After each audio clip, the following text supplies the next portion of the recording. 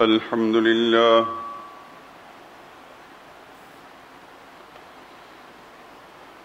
لله وكفى والسلام على عباده الذين اصطفى خصوصا على سيد الرسل وخاتم الأنبياء وعلى آله المجتبى وأصحابه الأتقياء.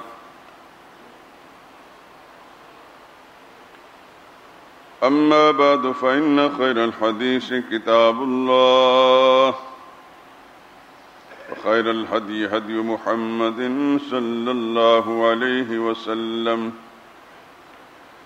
وشر الأمور محدثاتها وكل محدثة بدعة وكل بدعة ضلالة وكل ضلالة في النار.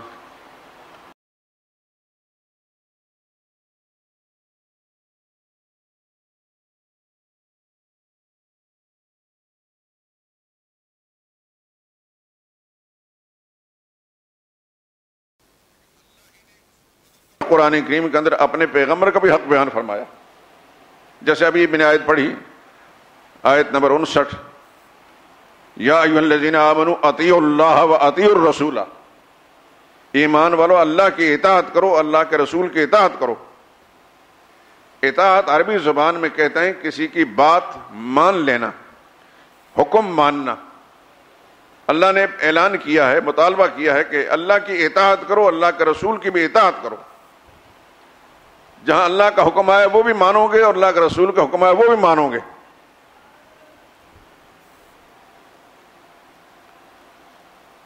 تو یہ اطاعت اللہ اور اطاعت الرسول یہ قرآن کریم کا مطالبہ، اور قرآن کریم نے اس کو اسلوب بدل کر یہ بیان کیا، کبھی اس انداز سے اور کبھی فرمایا ما ارسلنا من رسول الا لیطاع باذن اللہ.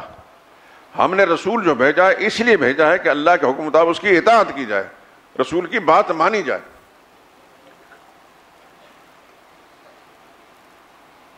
اور کبھی اللہ فرماتا ومن یطع الرسول فقد اطاع اللہ. جس نے رسول کی اطاعت کر لی اس نے اللہ ہی کی اطاعت کی. اور اس کے ساتھ ہی فرمایا ومن یشاقق الرسول. اور جو رسول کی مخالفت کرتا ہے، رسول کی اطاعت نہیں کرتا، من بعد ما تبین لہ الہدی، جبکہ اس کے سامنے ہدایت سامنے آ گئی ہے،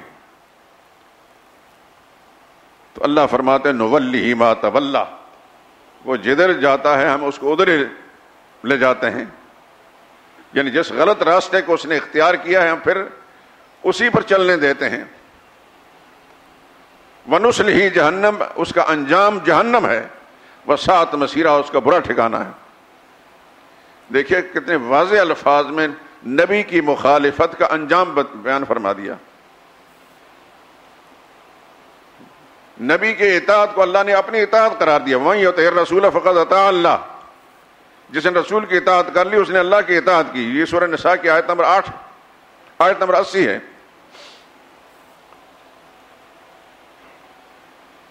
اور یہ بھی فرمایا ارسلنا من رسول الا لیطاع باذن اللہ. ہم نے رسول تو اسی لیے بھیجا ہے اطاعت کی جائے، پوجنے کے لیے نہیں، اطاعت کے لیے بھیجا ہے.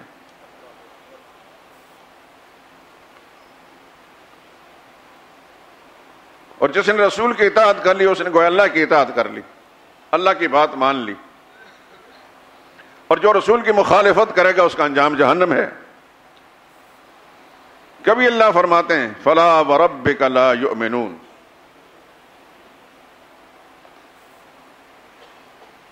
یہ سورہ نساء کی آیت نمبر 65.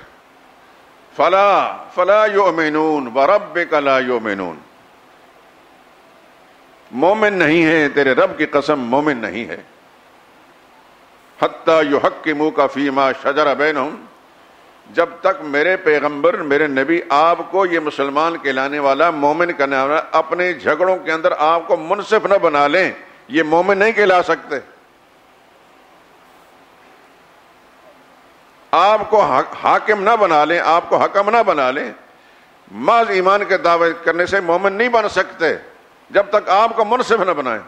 ثم لا یجدوا فی انفسہم حرجا، اور پھر جب آپ فیصلہ کریں تو آپ کے فیصلے کو سن کر دل میں تنگی اور کدورت محسوس نہ کریں.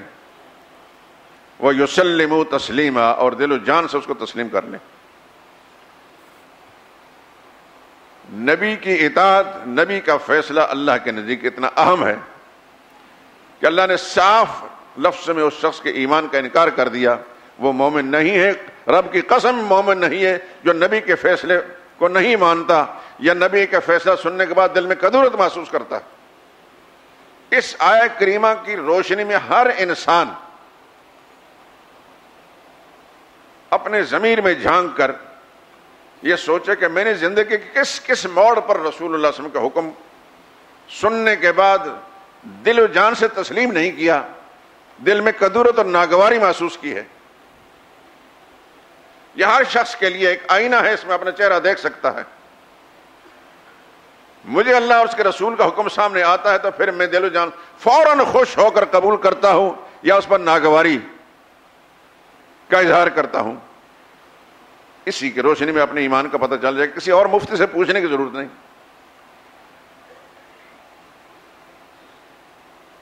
اس طرح کے ایک موقع پر رسول اللہ صلی اللہ علیہ وسلم نے فرمایا استفت قلبک، اپنے دل سے پوچھئے، دل سے فتویٰ لیجئے، دل تمہارا صاف بتا دے گا.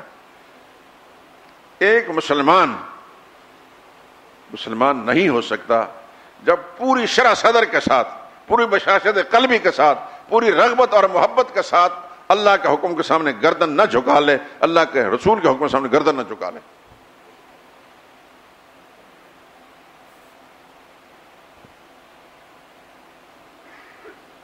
سورہ نساء کی سورہ مائدہ کی ایک آیت کے اندر کونوا قوامین بالقسط شہداء للہ ولو علی انفسکم،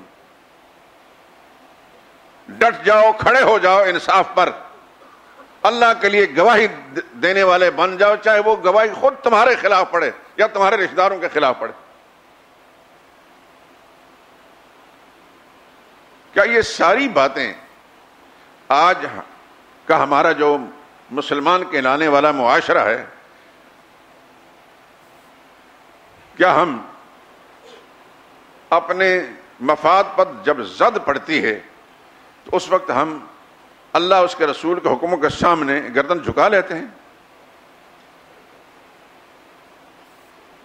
ایک مزدور سے لے کر اوپر کی کرسیوں پر بیٹھے ہوئے ارباب اقتدار، کیا وہ اللہ اس کے رسول کے حکم کو بشاشت قلبی کے ساتھ اپناتے بھی ہیں اور جو ان کی ذمہ داری ہے قوم پر نافذ کرتے ہیں؟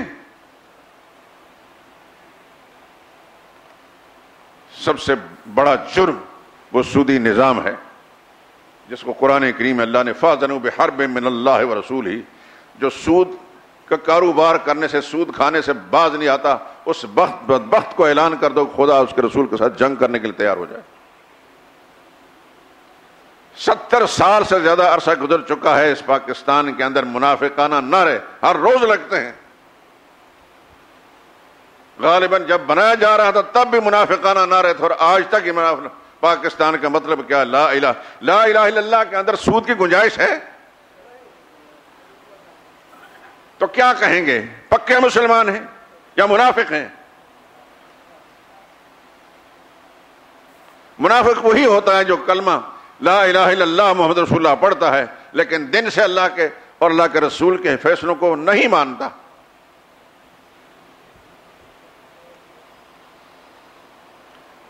نبی کی بات کو ماننا نبی کا حق ہے.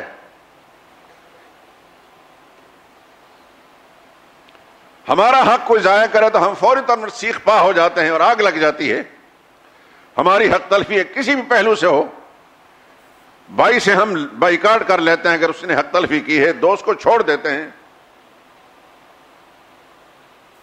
بیوی کو چھوڑ دیتے ہیں، اولاد کو چھوڑ دیتے ہیں. تو جس چیز کو ہم اپنا حق سمجھتے ہیں اس کے لیے تو ہماری سوچ یہ ہے، اور اللہ کے رسول کا کوئی حق نہیں. جبکہ اللہ خالق کائنات نے اب اس کتاب کے اندر اپنے رسول کا حق بیان فرمایا.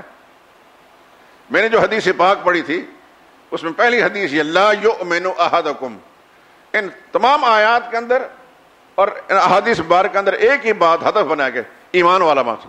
تم میں سے کوئی شخص دعوے دار ہے ایمان کا، وہ سن لے کہ مومن نہیں کہلا سکتا حتی یکون ہواہ تبعا لما جئت بہ، جب تک میرے لائے ہوئے نظام کے مطابق اس کی خواہشات نہ بن جائیں،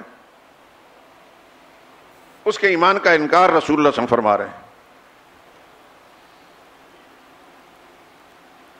اور دوسری حدیث تو میں کئی موقع پر سنا چکا ہوں، لا یؤمن احدکم حتی اکون احب الیہ من والدہ وولدہ والناس اجمعین، کوئی شخص مومن نہیں بن سکتا، مومن نہیں کہلا سکتا جب تک اس کے سامنے میری شخصیت، میری ذات، یعنی نبی کریم صلی اللہ علیہ وسلم فرما رہے ہیں کہ جب تک وہ مجھے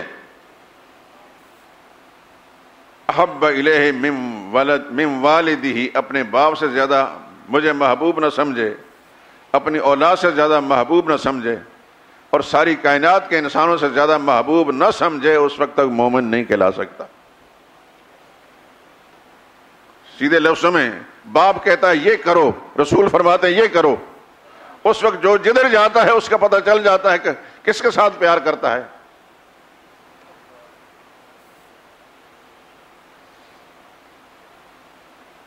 ہمارا جو اسلام بیزار طبقہ ہے اس ملک کے اندر، آپ نے بھی سنا ہوگا، 2-3 دن پہلے کی بات ہے، ٹی وی کا ایک پروگرام، سوشل میڈیا سے میں نے معلوم کیا، موبائل پر آ جاتی ہیں یہ چیزیں، 2-3 علماء ہیں، ان میں سے ایک عالم ہمارا نوجوان ساتھی ہے، باقی 2 کو میں نہیں پہچانتا۔ بات ہو رہی ہے کہ کوئی شخص اپنی بیوی کو 3 طلاقیں دے دے تو مذاہب 4 چاروں مذہب متفق ہیں کہ 3 طلاقیں واقع ہو جاتی ہیں، لیکن اگر ایسے حالات ہیں کہ پھر وہ شخص اپنی کسی مجبوری کے تحت، یا اس کی وہ بیوی جو متعلقہ ہے وہ اپنے حالات کے تحت، میں چھوٹے چھوٹے بچے ہیں یا کوئی اور معاملہ ہے، پھر واپس اس پہلے شخص کے پاس آنا چاہتی ہے، ظاہر بات ہے کہ 3 طلاقوں کے بعد رجوع تو ہو نہیں سکتا۔ آپ حضرات مسائل علماء سے پوچھا کریں، اور پورے دھیان اور توجہ کے ساتھ لیکن پوچھا کریں علماء سے۔ مصیبت یہ ہے کہ شکلیں تو بے شمار ہیں لیکن علماء نہیں، الا ماشاء اللہ۔ علماء سے پوچھیں، جس کے علم، میری اس بات کو کبھی نہ بھولنا، جس کے علم پر اور جس کی دیانت پر آپ کو اعتماد ہو، اس سے مسئلہ پوچھیں۔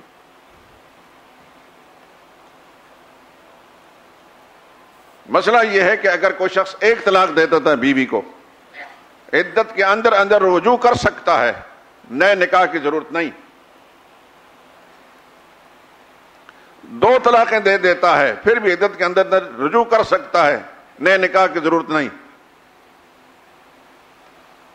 لیکن اگر 3 طلاقیں دے دیتا ہے تو پھر اس کو رجوع کا حق باقی نہیں رہتا۔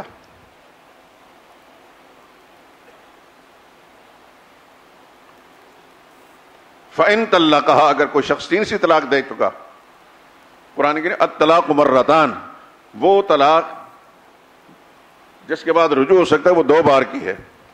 فَإِن طَلَّقَهَا، اگر تیسری دے دیتا ہے، فَلَا تَحِلُّ لَهُ، وہ عورت اس کے لیے حلال نہیں ہے، حَتَّى تَنْكِحَ زَوْجًا غَيْرَهُ، جب تک وہ کسی اور شخص سے نکاح نہ کر لے، وہ اس کے لیے حلال نہیں۔ آگے فقہائے کرام احادیث مبارکہ میں تشریح موجود ہے کہ اگر وہ تیسرا شخص بھی اپنی مرضی سے، مثلا وہ فوت ہو جاتا ہے تو بیوی آزاد ہو گئی، یا وہ طلاق دے دیتا ہے کسی بھی وجہ سے، بیوی آزاد ہو گئی، پھر اگر وہ پہلے شوہر کے ساتھ نکاح کرنا چاہتی ہے تو اس کے ساتھ نئے نکاح کے ساتھ اس کی بیوی بن سکتی ہے۔ لیکن اگر پہلے سے یہ پلاننگ کی جائے کہ 3 طلاقیں کسی نے دے دی ہیں اور کہے کہ یار آپ کے ساتھ نکاح پڑھاتے ہیں، آپ نے 1-2 راتیں اس کو ساتھ گزارنے کے بعد پھر کچھ، اس قسم کے حلالہ کرنے پر اللہ کے نبی نے لعنت فرمائی ہے، لعن اللہ المحلل والمحلل لہ، ایسے حلالہ کرنے والے اور حلال کرانے والے دونوں پر خدا کی لعنت ہے۔ ایک اور حدیث کے الفاظ ہیں، الا اخبرکم بالتیس المستعار، تمہیں ایسا شخص نہ بتاؤں جو کرائے کا سانڈ ہے، هو المحلل، وہ حلالہ کرنے والا ہے، گو کہ آپ کے اس ملک کے اندر ایسے اڈے موجود ہیں، میں سمجھتا ہوں یہ بھی خدا کا عذاب ہے۔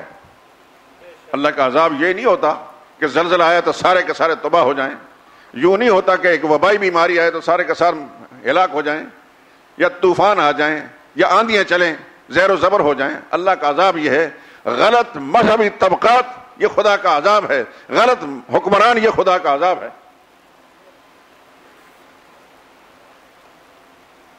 اور لوگوں کو چونکہ اپنے حقیر اور ذلیل مفاد کی خاطر وہ مسئلہ بتانے کے لیے تیار ہو جائے، ٹھیک ہے جی حلالہ کرا لو،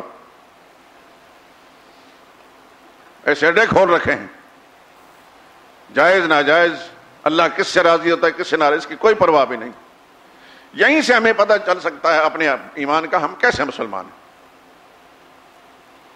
اول تو طلاق دینا ہی اللہ کو سخت ناپسند ہے۔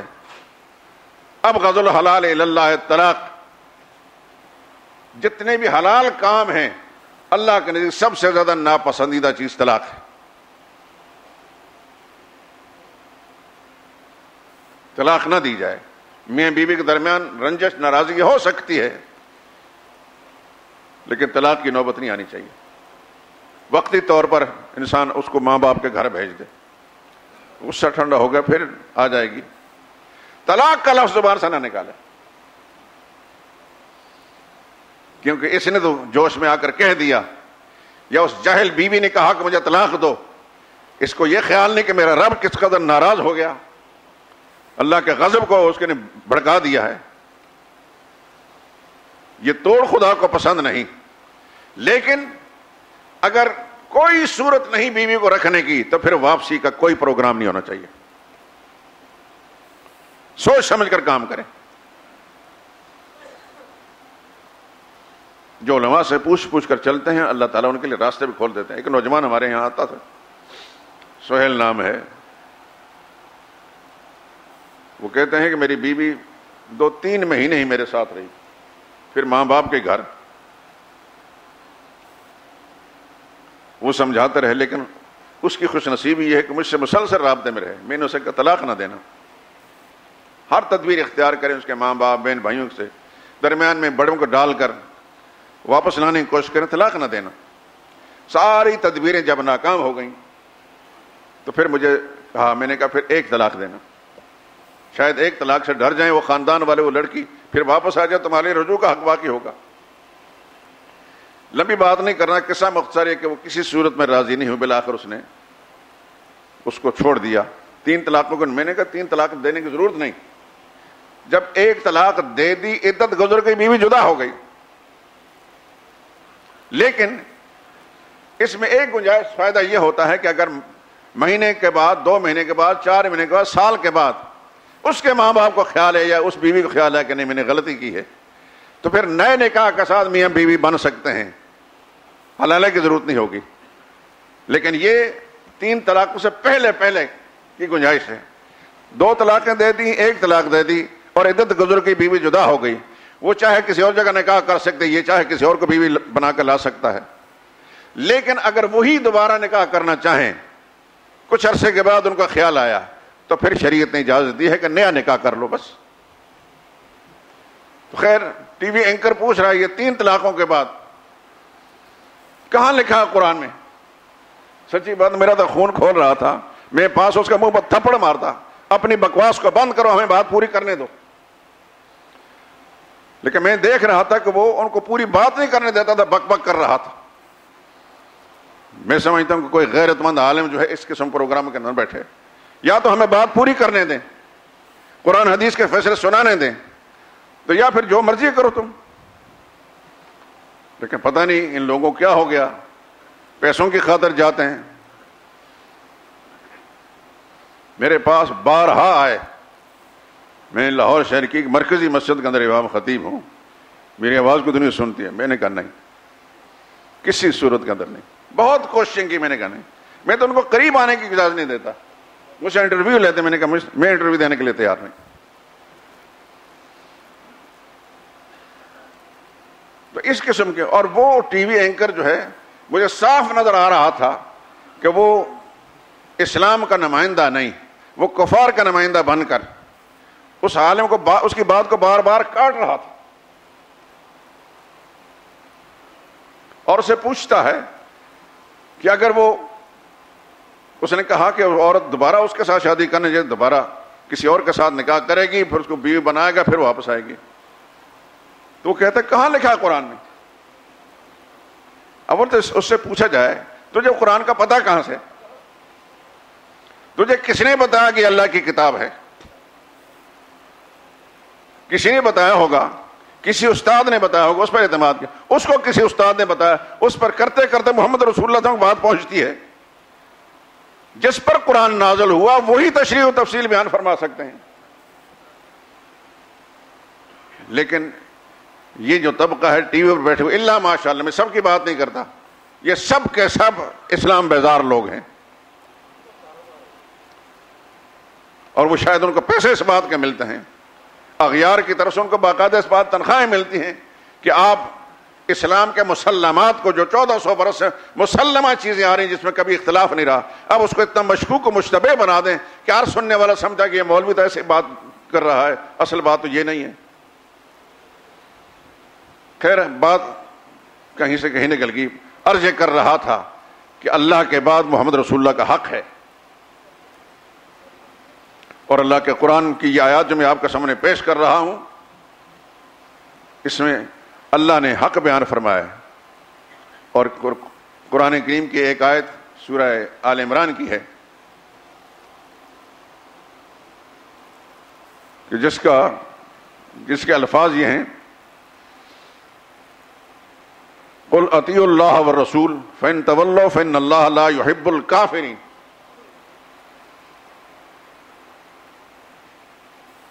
میرے نبی ان کو کہہ دو اطیعوا اللہ، اللہ کی بات مانو، رسول کی بات مانو، فإن تولوا، اگر ان دونوں کی بات نہیں مانتے تو فإن اللہ لا يحب الکافرین، اللہ کافروں کو پسند نہیں کرتا۔ اللہ نے خود فتویٰ لگا دیا، لیکن قرآن کریم کے ساتھ ہمارا تعلق ہے کیا؟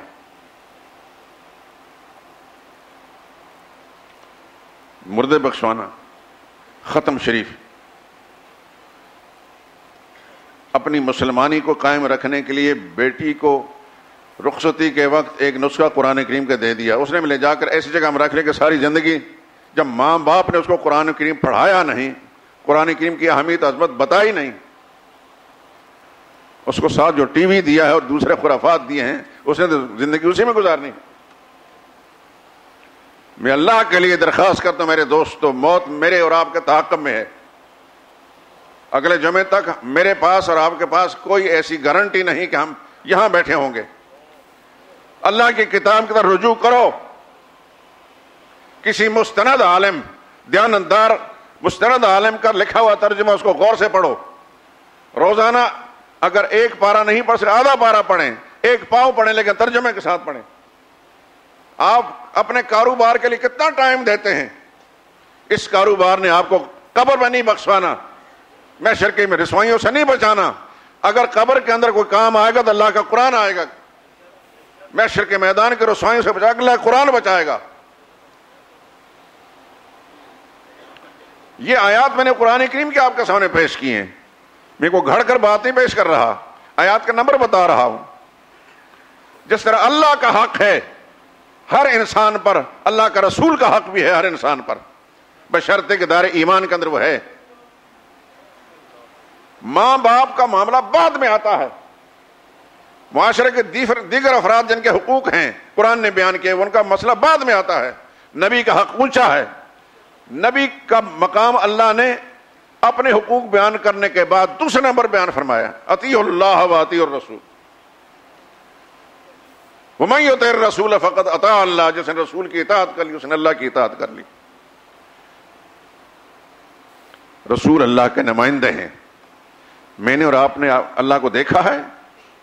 نہ دیکھ سکتے ہیں، اس دنیا کے اندر نہیں دیکھا۔ اللہ نے اس دھرتی پر انسان کو پیدا کر کے اس کی ہدایت اور رہنمائی کے لیے جو کتاب اتاری ہے، اس کتاب کو کیسے اتارا؟ اللہ نے اپنے فیصلے کے ذریعے نبی کے قلب پر، نبی کے دل پر اپنے فیصلے اتارے۔ یہ نمائندے ہیں اللہ اور مخلوق کے درمیان۔ نبی اللہ کا سفیر ہیں، نمائندے ہیں، مخلوق اور خالق کے درمیان نمائندے ہیں. اللہ کے فیصلے نبی تک پہنچتے اور نبی پھر اس کو اپنی زبان سے امت تک پہنچاتے ہیں. اس لیے اللہ کے حق کے بعد نبی کا حق سب سے بڑا ہے.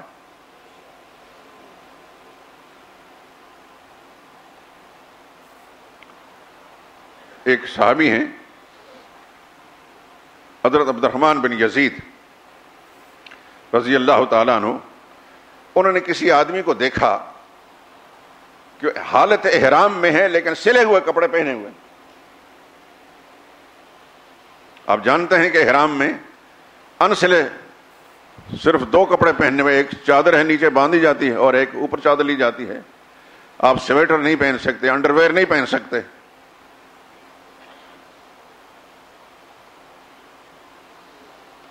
لیکن وہ آدمی احرام میں تھا اور سلے ہوئے کپڑے تھے. انہوں نے منع کیا. تو وہ آدمی شاید اس زمانے کا مزاج رکھنے والا ہوگا کہ نے کہاں لکھا ہے قرآن میں. یہ آپ نے بھی بارہا دیکھا ہوگا، ہمیں بھی واسطہ پڑتا رہتا ہے لیکن تھوڑا سا ہم قرآن کے ساتھ تعلق رکھنے کی بنا پر پھر آگے وہ چل نہیں سکتے. ہم پوچھتے ہیں کہ قرآن کریم کو کن باتوں کو تم جانتے ہو؟ اگر میں کوئی آیت بتاؤں تو تمہیں کیسے پتا چلے گا کہ آیت ہے کہاں؟ اس شخص نے کہا قرآن میں کہاں لکھا ہے کہ محرم کو سلے ہوئے کپڑے پہننے چاہیے؟ تو صحابی رسول جو شاگرد رسول تھے صلی اللہ علیہ وسلم ورضی اللہ عنہ، انہوں نے فرمایا وما آتاکم الرسول فخذوہ وما نہاکم عنہ فانتہوا. سورہ حشر 28 پارے اس کی آیت نمبر 7. جو چیز تمہیں اللہ کا رسول دیں وہ لے لو، جس سے روکیں وہ رک جاؤ. قرآن کریم کے اندر یہ لکھا ہے، قرآن نے بتایا ہے کہ نبی نے جس چیز سے روکا ہے اس سے رکنا ہے. نبی نے سلے ہوئے کپڑے پہننے سے منع فرمایا ہے. آپ کو بھی زندگی میں بے شمار ایسے حالات سے واسطہ پڑے گا. کئی جلد باز قسم کے کم عقل لوگ ہیں. کہاں لکھا ہے قرآن میں؟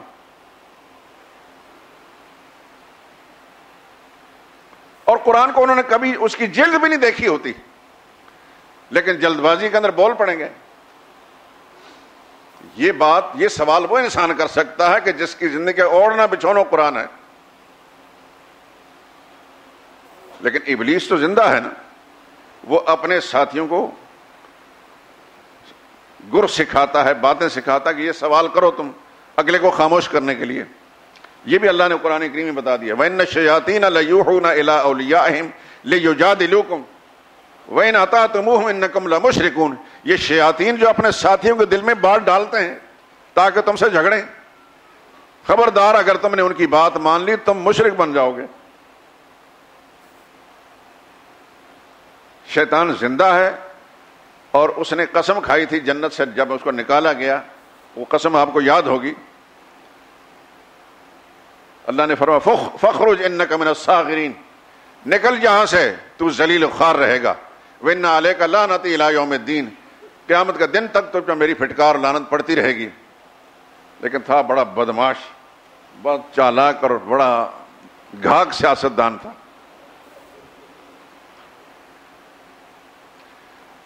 باوجود کہ راندہ درگاہ ہوا تو کہنے لگا انظرنی الی یوم یبعثون، یا اللہ مجھے قیامت کے دن تک مہلت دے دے، مجھ پر موت نہ آئے، مجھے زندگی دے، مہلت دے دیں. کس نے سوال کیا؟ میں سب دوستوں کے ذہن کو اپنے طرف متوجہ کرنے کے لیے ایک بات کہنا چاہتا ہوں. سوال کرنے والا کون تھا؟ شیطان. دعا کس نے مانگی؟ شیطان نے. انظرنی، یا اللہ مجھے مہلت دے دیجئے الی یوم یبعثون، جس دن لوگ موت کے بعد اٹھائے جائیں گے. کس سے سوال کیا؟ اللہ سے. سارے دوست پورے شعور سے بتا رہے ہیں نا. تو اللہ نے جواب دیا فَإِنَّكَ مِنَ الْمُنظَرِينَ، تجھے مہلت دے دی گئی. مانگنے والا کون ہے؟ ابلیس، اور دینے والی ذات اللہ کی ہے. ابلیس لعین کو پتا تھا کہ اللہ ہی سے مانگا جاتا ہے. کاش کہ آج کا انسان مسلمان کہلانے والا یہ سمجھ جاتا کہ مانگنے والی ذات سے کہ اللہ ہی کی ہے، اس سے بڑا بدبخت خدا کی دھرتی پر کوئی نہیں، لیکن اس کو بھی پتا ہے کہ صرف اسی ذات سے مل سکتا جو مانگنا ہے، اور اسے مہلت مل بھی گئی تھوڑی سی ترمیم کے ساتھ، فَإِنَّكَ مِنَ الْمُنظَرِينَ إِلَى يَوْمِ الْوَقْتِ الْمَعْلُومِ۔ تو بڑا چالاک ہے، تو چاہتا کہ موت سے بچ جاؤں، موت سے نہیں بچے گا، إِلَى يَوْمِ الْوَقْتِ الْمَعْلُومِ، موت سے پہلے پہلے آخر دور تک مہلت مل گئی لیکن موت سے نہیں بچے گا۔ پھر اس بدمعاش نے یہ کہا، میں کیا کہوں، سب سے بڑا بدمعاش ابلیس ہی تو ہے، آپ حضرات کو حیرت ہوگی، کہنے لگا لَأُغْوِيَنَّ فَبِعِزَّتِكَ، اے اللہ تیری عزت کی قسم، تیری بڑائی کی قسم، تیری کبریائی کی قسم، لَأُغْوِيَنَّهُمْ أَجْمَعِينَ، ان سب انسانوں کو میں گمراہ کر کے چھوڑوں گا۔ گستاخ بھی کتنا ہے اللہ کی بارگاہ میں اس انداز سے کہہ رہا، جس آدم کی وجہ سے مجھے یا اللہ گمراہ کیا راندہ درگاہ، اس کی نسل کو میں تباہ کر کے چھوڑوں گا۔ شیطان زندہ ہے کہ نہیں؟ تو وہ یہ سبق پڑھا رہا ہے، یہ جتنے بھی کارندے ہیں اس کے جس روپ میں بھی ہوں، یہ سب شیطان کے شاگرد ہیں، اس کے کارندے ہیں۔ ہر وہ شخص جو قرآن کے خلاف بولتا ہے، محمد رسول اللہ کی تعلیمات کے خلاف بولتا ہے، رسول اللہ کی پاکیزہ جماعت کے خلاف بولتا ہے، وہ شیطان کا کارندہ ہے۔ اللہ سے دعا مانگیں، میں دعا مانگتا ہوں اللہ دل سے آمین کہ یا اللہ ہمیں اپنی کتاب کے ساتھ اور رسول اللہ کی تعلیمات کے ساتھ اور صحابہ کرام کے ساتھ زندگی آخری سانس تک وابستہ رکھ۔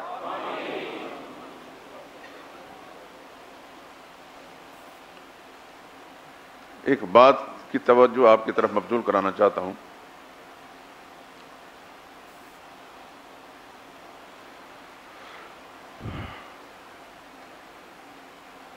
شیطان نے کس سے مانگا؟ اس کا یقین یہی تھا کہ سب کچھ کرنے والی ذات اللہ ہی کی ہے۔ یہ ہمارا مسلمان کہلانے والا مخلوق سے کیوں مانگتا ہے؟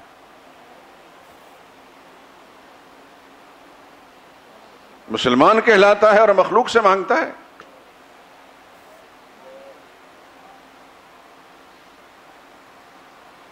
درگاہ بے نیاز سے بے نیاز دے، کیوں مانگتا پھرے تیرا بندہ جگہ جگہ؟ سب کو دینے والی ذات اللہ کی، سب کے حالات کو بھی وہی جانتا ہے، سب کی حاجات کو وہ جانتا ہے اور سب کی مرادیں وہ پوری کرنے والا ہے۔ جو شخص مخلوق سے مانگتا ہے وہ تو شیطان سے بھی گزرا ہوا ہے۔ ما فوق الاسباب، حالات کو جاننے والا اللہ ہے، حاجات کو جاننے والا اللہ ہے، مرادیں پوری کرنے والا بھی اللہ ہے۔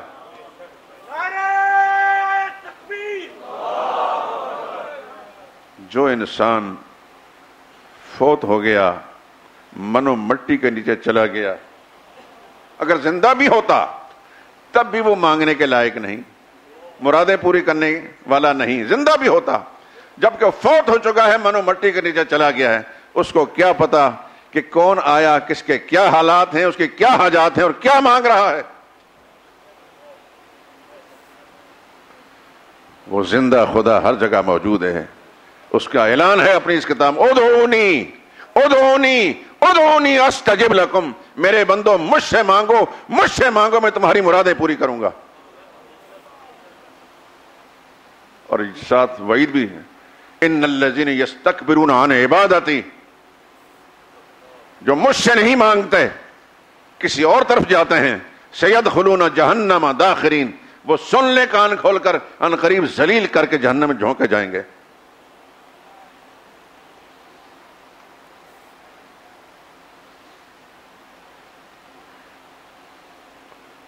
بات پھر وہیں موضوع کی طرف آتا ہوں، اللہ کے حق کے بعد اللہ کے نبی کا حق ہے۔ میرے دوستو، اللہ سے مانگا کرو، اللہ سے مانگا کرو، وہی مرادیں پوری کرنے والا ہے۔ تنہائیوں میں بھی مانگو، سب کے سامنے مانگو، مانگنے کے لائق وہی ذات ہے۔ اور جب دل سے مانگیں گے تو اللہ تعالیٰ ہمارے دل و دماغ کی کیفیت درست کر دیں گے۔ ہم اگر بھٹکے ہوئے ہیں، یا اللہ ہم اگر بھٹکے ہوئے ہیں تو جانتا ہے، ہماری سمت کو یا اللہ سیدھا فرما دے، ہماری سوچ کو درست فرما دے۔ جو چیز تجھے پسند ہے وہ اختیار کرنے کی توفیق دے، جو تجھے ناپسند یا اللہ اسے محفوظ فرما۔ لیکن یہ بات نشین فرما لیجئے کہ اللہ کا حق ہے تو اللہ کے نبی کا بھی حق ہے۔ نبی سے پیار کرنے کے دعوے دار تو بے شمار ہیں، لیکن قدم قدم پہ نبی کی حق تلفی ہوتی ہے۔ ہم اپنی زندگی کے ہر موڑ پر، ہر حال کے اندر، من حیث المجموع، ہم اپنے لباس میں، اپنے خوراک میں، اپنے پوشاک میں، اپنے نشست و برخاست میں، اپنی خوشی میں، اپنی غمی کے معاملات میں، کاروبار میں، ہر جگہ میں رسول اللہ کی مخالفت کرتے ہیں اور ٹس سے مس نہیں ہوتے، اور اس کے باوجود ہمارے ایمان میں کوئی فرق نہیں پڑتا، ہم سچے پکے مسلمان ہیں۔ جبکہ حضور نے فرمایا لا یؤمن احدکم حتی یکون ہواہ تبعا لما جئت بہ، مومن نہیں کہلا سکتا جب اس کی ساری خواہشات میرے لائے ہوئے نظام کے تابع نہ ہو جائیں۔ اللہ بھی فرمائے لا یؤمن فلا یؤمن حتی یحکموک فیما شجر بینہم، نبی نے فرمایا مومن نہیں، اللہ فرماتے ہیں مومن نہیں جب تک نبی کا منصف نہ بنا لیں۔ معلوم ہوا کہ اللہ کے بعد اللہ کے نبی کا حق بھی ہے، اس کو سمجھنے کی کوشش کریں اور سمجھا جائے گا اللہ کی کتاب سے۔ میں نے سمپل کے طور پر چند آیات آپ کے سامنے رکھی ہیں۔ قرآن کریم کو روزانہ اگر آپ ترجمے کے ساتھ پڑھتے رہیں گے انشاءاللہ آپ کے دل و دماغ کی کیفیت کچھ اور ہو جائے گی۔ نہ صرف یہ کہ اپنی رہنمائی کا سامان ہوگا، ہزاروں اوروں کی اصلاح کرنے کی اللہ تعالیٰ توفیق دے دیں گے۔ اللہ سے مانگا کریں میرے دوستو، مانگنے میں بخل نہ کریں، کم از کم ابلیس سے ہی سبق حاصل کر لیں۔ اس کو جب پتہ چلا کہ اب میرے لیے کوئی گنجائش نہیں ہے خیر کی، تو اس نے فوری طور پر اللہ سے مانگ لیا، اور اللہ نے اس کی مراد پوری کی کہ نہیں؟ اللہ کو کسی کی مراد پوری کرنے، کسی کی دعا قبول کرنے میں کسی سے پوچھنا پڑتا ہے؟ کسی اجازت لینی پڑتی ہے؟ وہ اپنی مرضی کا مالک ہے۔ میرا وہ جملہ یاد ہوگا، انشاءاللہ ان قریب مضمون شروع ہونے والا ہے، وہ ماننے پہ آئے، یاد ہے؟ ماننے پہ آئے تو اس کی بھی مان لیتا جو سب سے برا ہے، اور نہ ماننے پہ آئے چونکہ مرضی کا مالک ہے اس کی بھی نہیں مانتا جو سب سے اچھا ہے۔ یاد آ گئی بات کہ نہیں آئی؟ غزوہ احد کے موقع پر جن آدمیوں نے پتھر پھینکے تھے، رسول اللہ کا چہرہ انور زخمی ہوا تھا، حضور نے بد دعا کی تھی ان کے لیے، بخاری اور مسلم دونوں کے اندر موجود ہے، نام بنام۔ تو اللہ نے کیا فرمایا؟ قرآن کریم کی کون سی آیت ہے؟ سورہ آل عمران، دیکھ لینا گھر جا کر، آیت نمبر 128۔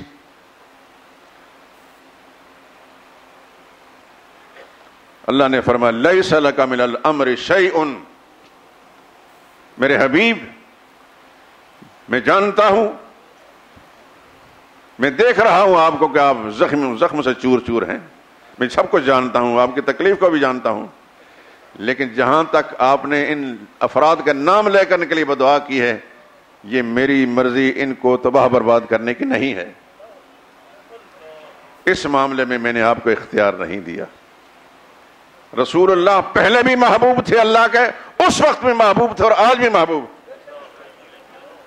نبی کی عظمت میں کوئی فرق نہیں آیا، لیکن مرضی کا مالک زمین و آسمان کے سارے کارخانے میں مرضی کا مالک کون ہے؟ صرف اللہ ہے۔ یہ ہے ایمان، مرضی اللہ کی چلتی ہے، اللہ کے سوا کسی اور کی نہیں چلتی۔ رسول اللہ کی مرضی اس وقت یہ تھی کہ یہ تباہ ہو جائیں، اللہ کی مرضی ہی یہ بچ جائیں۔ لیس لک من الامر شیء ویتوب علیہم ویعذب فانہم ظالمون وللہ ما فی السماوات ما فی الارض یغفر لمن یشاء ویعذب من یشاء۔ زمین و آسمان میں راج اور اختیار اللہ کا، جس کو چاہے گا وہ معاف کرے گا اور وہ جس کو چاہے گا سزا دے گا، واللہ غفور رحیم۔ آخری جملے میں اشارہ کر دیا کہ یہاں اللہ کی مغفرت اور رحمت کا جو قانون ہے وہ متحرک ہو چکا ہے۔ ان کو سزا دینے اور عذاب میں مبتلا کرنے کے بجائے اللہ پاک نے ان کو ہدایت سے نواز کر آپ کے رضاکاروں میں شامل کرنا ہے۔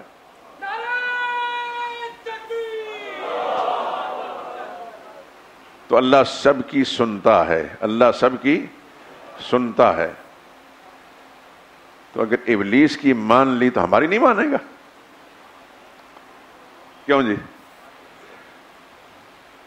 ابلیس کی جب مانی گئی تو ابلیس اللہ کو اچھا لگتا تھا، اس وقت بھی برا تھا، لیکن وہ یہ بتا رہا ہے کہ میرے فیصلے اپنے ہوتے ہیں، میں اپنی مرضی کا مالک ہوں، کسی کی مرضی مجھ پر نہیں چلتی۔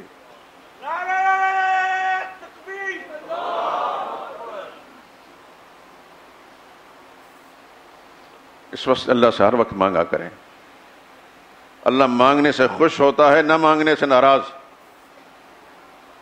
اللہ کے نبی نے اذا سالتا فاسأل اللہ واذا استعنت فاستعن باللہ، جب سوال کرے تو اللہ سے سوال کر، جب مدد مانگے تو اللہ کی مدد مانگ۔ ومن لم يسأل اللہ یغضب علیہ، اور جو اللہ سے سوال نہیں کرتا مجبوری کے تحت، اللہ اس سے ناراض ہوتے ہیں۔ عربی کا شاعر کہتا ہے اللہ یغضب ان ترکت سوالہ، اللہ ناراض ہوتے ہیں کہ اللہ سے تم مانگنا چھوڑ دیتے ہو۔ وبنی آدم حین یسأل یغضب، اور انسان کی فطرت ہے کہ اس سے مانگو وہ ناراض ہوتا ہے، اللہ سے نہ مانگو تو ناراض ہوتے ہیں، اللہ سے مانگو تو خوش ہوتے ہیں۔ لیکن اس کے ساتھ ساتھ میری پھر اپیل ہے میرے دوستو، اللہ کی کتاب سے تعلق رکھو۔ اپنی 24 گھنٹوں کی زندگی کا ایک نظام اس طرح مرتب کریں کہ ہم نے اللہ کی کتاب کو وقت دینا ہے۔ کیوں کہ یہ کاروبار، یہ اور نوکریاں، یہ عہدے، یہ منصب، یہ ساری جد و جہد، ان میں سے کوئی شے بھی ہمیں موت کی ہچکی کی تکلیف کے وقت نہیں بچا سکتی، قبر کے عذاب سے نہیں بچا سکتی، محشر کے سوال سے نہیں بچا سکتی۔ اگر کوئی چیز بچائے گی ہمارا ایمان، اور ایمان بنتا ہے قرآن سے، رسول اللہ کی تعلیمات سے، قرآن کریم سے ہدایت کا سبق سیکھیے میرے دوستو۔ آپ جس معاشرے میں رہ رہے ہیں، اس معاشرے میں گمراہ کن قوتیں قدم قدم پہ آپ کو ملیں گی، طرح طرح کی، لیکن میں صاف کہتا ہوں، میں خدا کے سامنے مسئول اور جواب دہ ہوں، میں اگر آپ کو غلط راستہ بتاتا ہوں تو آپ سب کے برابر خدا مجھے عذاب میں مبتلا کریں گے، لیکن الحمدللہ العظیم مجھے اللہ نے شرح صدر دی ہے، یہ قرآن کی برکت سے میں آپ سب کو صحیح راستہ بتا رہا ہوں۔ کسی شخص کو میں نہیں کہتا کہ میری عظمت کے گون گائیں، میری زندہ باد کے نعرے، نہ، میری کوئی حیثیت میں نہیں، میری کوئی حیثیت نہیں، میں تو ایک ترجمان ہوں اللہ کی اس کتاب کا، محمد رسول اللہ صلی اللہ علیہ وسلم کا ایک ادنا امتی ہوں۔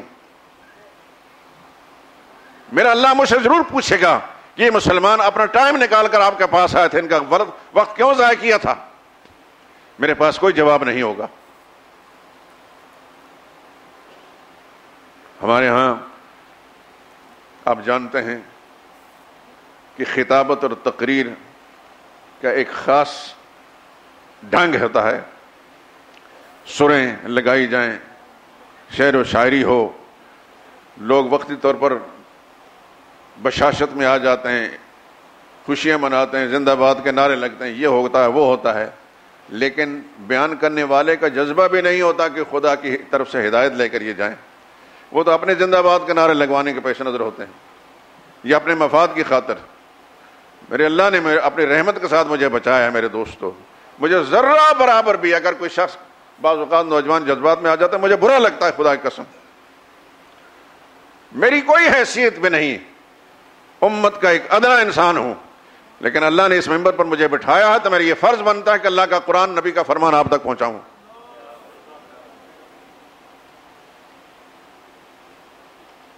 اور آپ حضرات اپنی ذمہ داری، اپنا فرض سمجھ کر اس کو قبول کیجئے، اور اللہ توفیق دے اس پر عمل کیجئے، قرآن کے ساتھ تعلق جوڑیے، اپنے گھروں کے اندر قرآن کریم کی تعلیمات کو جاری رکھیے میرے دوستو۔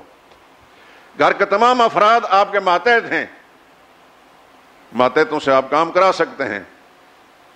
گھر میں اگر کوئی شخص نماز نہیں پڑھتا، قرآن کریم تلاوت نہیں کرتا، آپ اس سے پوچھ سکتے ہیں۔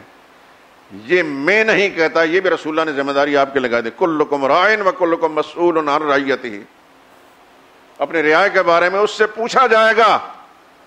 تمہاری بیوی نماز کیوں نہیں پڑھتی تھی؟ قرآن کریم کیوں نہیں تلاوت کرتی تھی؟ تمہارے بچے، تمہارے نوکر، تمہارے ماتحت تمہاری ہر بات مانتے تھے، اللہ رسول کی بات کیوں نہیں منوائی؟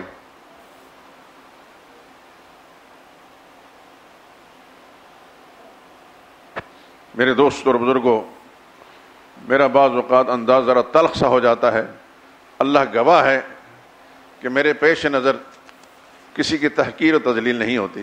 خدا کی قسم کھا کر کہتا ہوں اب سب سے مجھے پیار ہے.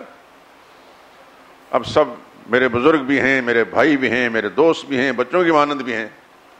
آپ اپنا وقت نکال کر آتے ہیں, اور جو چیز میں اپنی ذات کے لیے پسند کرتا ہوں وہ آپ کے لیے پسند کرتا ہوں.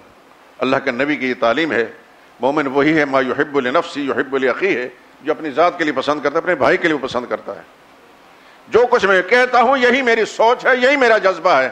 اللہ تعالیٰ سے دعا کریں اللہ تعالیٰ عمل کی توفیق نصیب فرمائے, اور جو کچھ میں نے کہا ہے اور جو سنا ہے یا اللہ سے قبول فرما لے, اس پر ثمرات مرتب فرما. وآخر دعوانا الحمدللہ رب العالمین.